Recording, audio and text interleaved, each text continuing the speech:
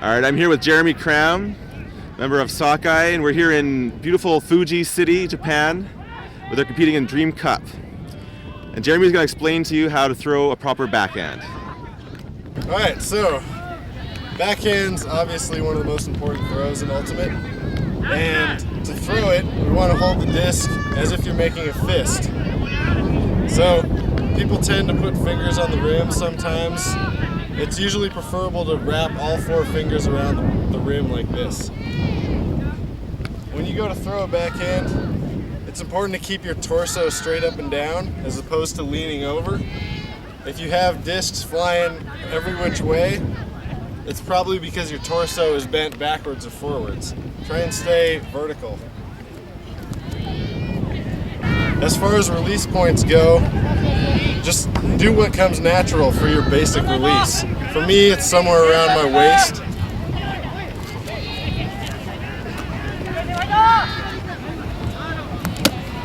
Now, obviously, when you're playing against good opponents, they're going to have pretty good marks, and throwing your basic backhand might be too difficult if in the face of a mark. So try and expand your range of release points by throwing low release backhands or high release backhands.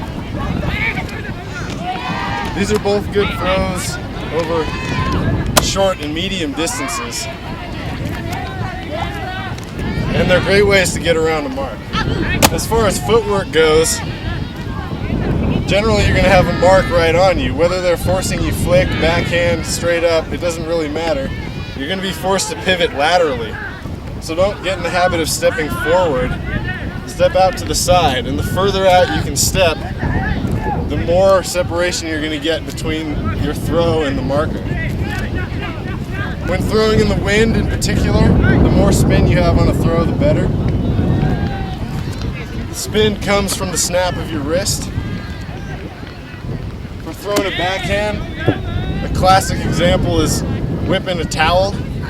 If you can whip it and get a good sound, that means you're getting good spin. Whip the disc in the same manner. You should be able to throw short and medium range throws using almost exclusively your wrist. Throwing long backhands, as you pivot to space, you can be prepping your body to lead with your hips, allowing your shoulder to follow through, and finally your arm. As opposed to bringing your arm around in a wide arc, you get more power if you bring the disc straight through and snap your wrist as much as possible. So if I'm throwing for distance, I want to be winding up as I pivot over. The backhand takes a lot more time to get off than a flick, which is one of its downsides, but it has a lot more power. So for hucking and pulling, it's a valuable throw. All right, so thanks for listening to me talk about backhands. It's a valuable throw. It's a great throw to throw around any mark because you lead with your arm, so keep that in mind. It's hard to defend.